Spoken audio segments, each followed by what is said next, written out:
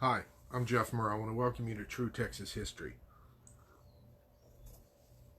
Today I want to talk about New Deal politics, the Garner Gang, and hunting for communists. Most of the stuff I'm going to be talking about today happened during the 30s, and the 30s were a fascinating period of Texas history because it usually gets swept under the rug by World War II. You know, World War II comes along, and everybody's attention goes to World War II, and they forget about all the stuff that went down leading up to World War II, especially some of the stuff in Texas. And if it doesn't get swept under the rug, I have found that some of the history books just kind of gloss over it. You know, it's shinier than a hospital floor that's just been waxed. You know, it's just they gloss it. You know, because some of the modern books make you think that everybody loved the New Deal, and the truth is, not everyone did, and a lot of Texas congressmen fought against it and saw the dangers of it, and were not fans of it. You know, back in the 30s, you know, I already mentioned about Pappy Leo Daniel when he was governor. Hate to say following in footsteps of Farmer Jim Ferguson, but he also took on UT. Except when he took on UT, he was trying to put in and install a new board of regents because he felt like there were too many communists in the school, and he was trying to root out the communists. And that ended up taking up more time, and he didn't get very far. Now, the communist threat, some people, you know, like Congressman Martin Dies,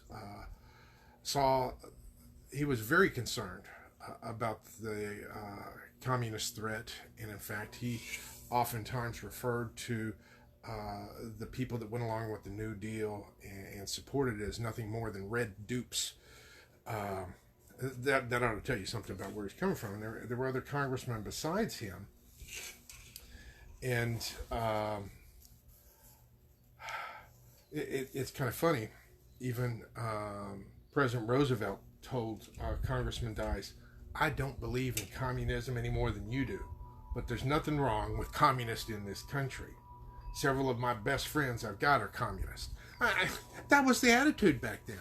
I mean, here we are about to head into World War II, and the message is that communists are okay, and we were kowtowing to them. That makes for problems. Now, at the start of the 30s, Texas was very powerful in Washington, D.C. You know, you had a former Speaker of the House, Nance Garner, who was running as a running mate for FDR when he was running for election. We had congressmen in several key positions. You know, it's only going to be a few years later that the next Speaker of the House is going to be in the hands of another Texan by the name of Sam Rayburn. And you also have this, I don't know what to call him. He's a political fixer type of character known as Colonel House, who was also a Texan who he played a prominent role in the Wilson administration and getting some dubious acts passed by the government, but he tried to get on with Roosevelt. Roosevelt didn't care much for Colonel House, and it didn't take him long, but House had I'll have to do a special episode on Colonel House. He's at the center of a lot of intrigues. But getting back to the New Deal, yeah, things were rocking along. You know, Cactus Jack, Nance Garner, as he was known, he helped Roosevelt get a lot of his New Deal passed, and you know, a lot of times he essentially protected him from a lot of the investigations and things such as that. But as the New Deal progressed, he was more and more disenchanted with it, especially when we're heading on into 1938-39.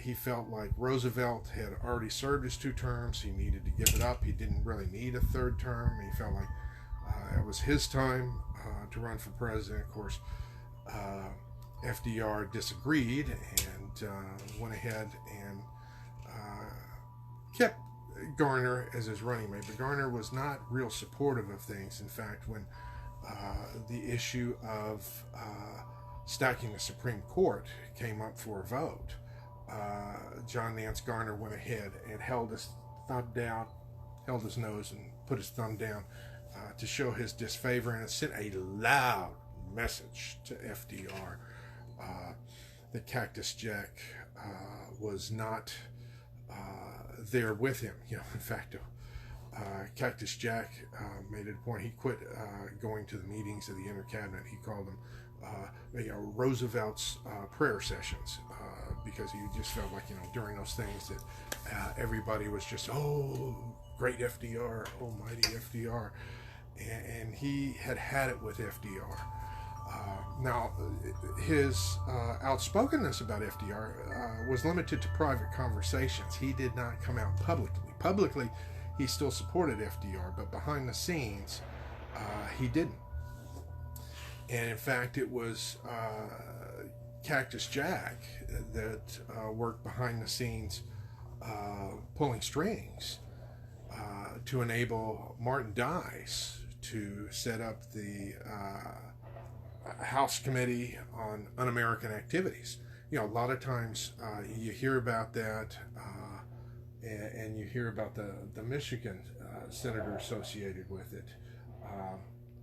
But in the House was Martin Dice. He was head of the committee. And the committee was set up before World War II to root out communists. This is not something, because if you listen to Hollywood's version, you'd think that they were doing a witch hunt. These people weren't doing a witch hunt. There really were some subversive elements that needed to be dealt with. Now, John Nance Garner, in getting, protecting the president and getting a lot of things through, he developed alliances with a lot of the other Texas congressmen and other leaders, usually over poker and whiskey, and they were referred to as the Garner Gang. Because Garner was one of those men who made things happen. He called them Roosevelt's prayer meetings, the meetings of the inner circle. But Garner supported property rights, and many programs of the New Deal undermined property rights. And Garner felt like he needed to fight for those things because he still felt very loyal to Texas. He fought against FDR on the recognition of the Union of Soviet Socialist Republic, welcoming them into the family of nations. He felt like that was a mistake, but people didn't listen to Cactus Jack.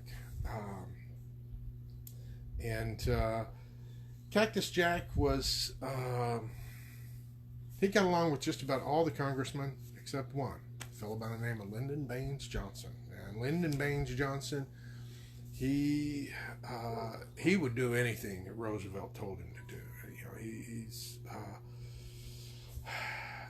I don't know if I would call him a bootlicking Democrat, but he just did just about everything. In fact, his association with Roosevelt was so strong that when Roosevelt, in the late 30s, when Roosevelt campaigned through Texas, some communities literally had banners that said Roosevelt and Johnson. That's how close the association was. And people were aware of it. And Garner was aware of it too. And these are some of the activities that were going on behind the scenes. Because people were very scared. The world was an unsafe place then.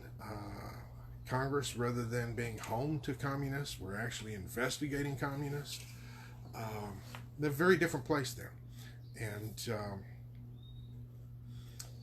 Yeah, I encourage you. Martin Dies is another fascinating character that's worth looking into, and I'll do some individual spots on, probably do one on him too in the future. But I wanted to go ahead and give you an overview of some of the politics in the 1930s and the New Deal, because nothing gets me more fired up than reading history books that are full of a lot of bunk.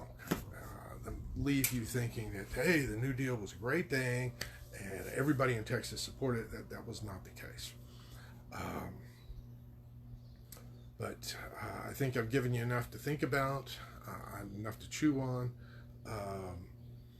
to dig a little deeper. I mean, some of those history books that kind of glance over things that said they have a falling out. Well, look a little deeper. What was the nature of the falling out? What happened?